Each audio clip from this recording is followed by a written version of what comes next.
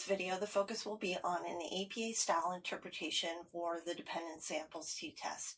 Now, although the primary focus is on APA style interpretation, we also need to discuss the example and give a little bit of an overview of the process to get the values that we need to fill in the blanks for our APA style interpretation. So the first part of the video will really focus on a quick overview of steps 1 through 3. So first, let's talk about the example. We're looking at the effectiveness of a drug on depression. We have 5 participants and they're self-reported before and after the drug. And these values represent number of depressive symptoms before the drug and after the drug for all 5 participants. In step 1, we stated the null and alternative hypotheses, and then in step 2, we started out by computing the degrees of freedom. So we have 5 participants, minus 1 gives us a degrees of freedom of 4, which allows us to go to the t-table to compute or look up the t-critical values. So we'll go to degrees of freedom of 4, we see our t-critical values are plus or minus 2.776. So we can build this into our model where we have our t-criticals labeled and the center of the distribution as mean difference equals 0. Okay, so that's step 1 and step 2.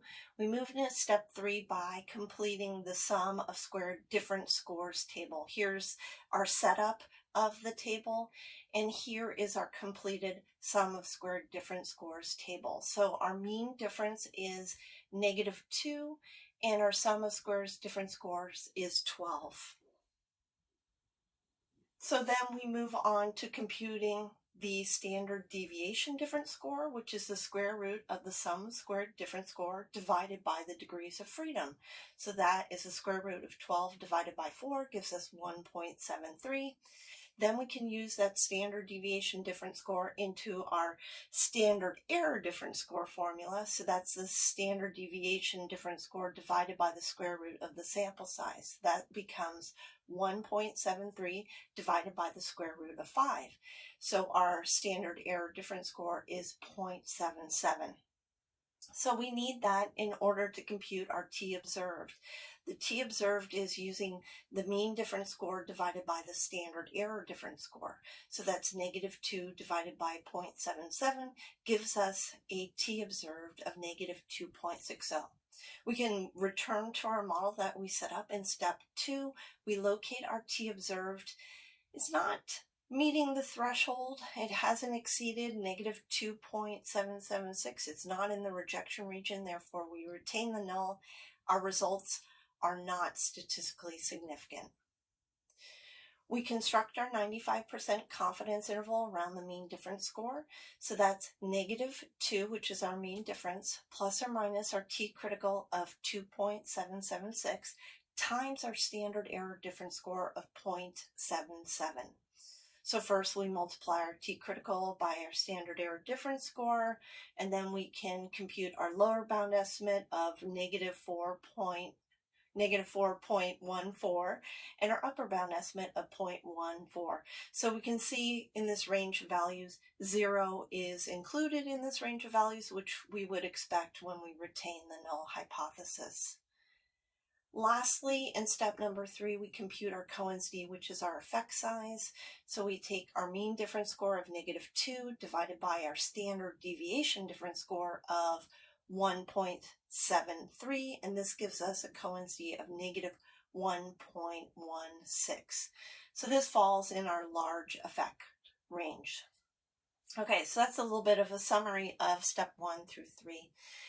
Here I want to look at this graph because we're looking at these bars are representing our before and after scores for number of depression symptoms. We can see the height of this bar. We can see that they're a little bit different.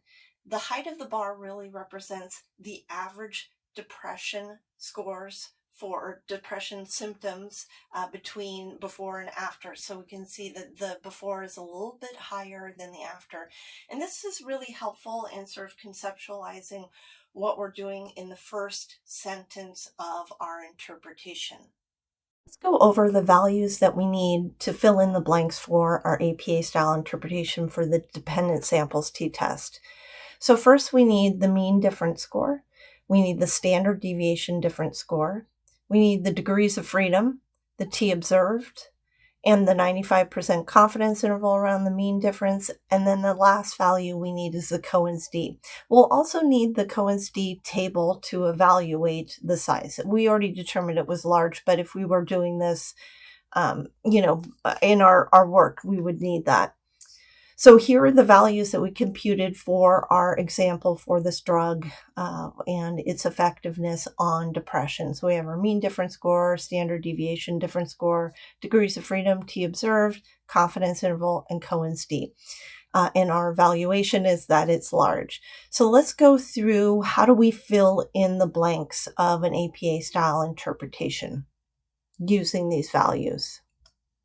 First sentence, we're really describing the results in terms of direction, and then we're providing evidence using the descriptive statistics. In this case, it's the mean difference score and the standard deviation difference score. So let's plug in those values here. So our mean difference score was -2, so we'll put that in here.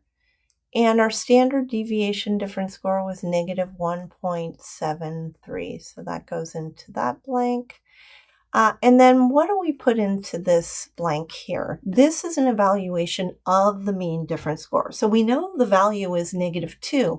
What the mean difference score really is the average change or difference between the after the drug score and the before the drug score. So if you think about it in this way, the average difference is negative. We're going to say that there was a reduction.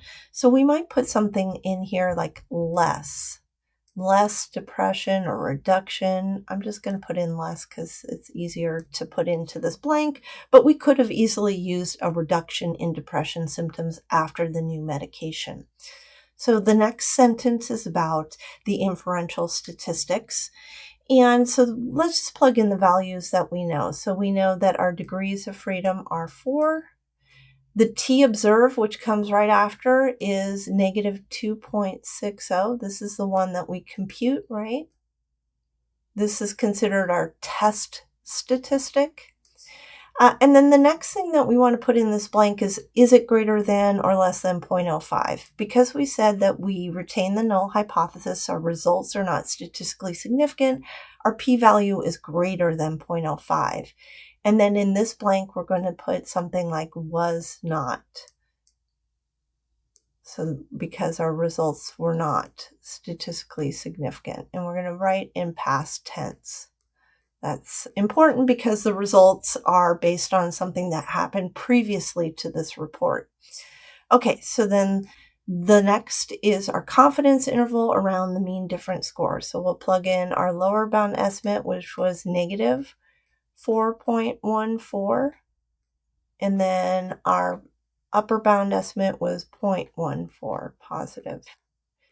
And we evaluated this by saying that the average difference score did include, so it did include 0, which we expect when we retain the null hypothesis, meaning that it's possible the null hypothesis might be true. Because when the null hypothesis is true, the mean difference is equal to 0. Okay, the last thing that we want to report is our Cohen's d. And so we said our Cohen's d was -1.16, and we evaluated that as large because it meets that threshold. It's above that 0.80. So that's our evaluation. So we can look at the completed interpretation using, a nicer format than my drawing or my handwriting here. But this is our completed APA style interpretation. Hopefully this was helpful and sort of going step by step in putting in the values and completing an APA style interpretation for the dependent samples t-test.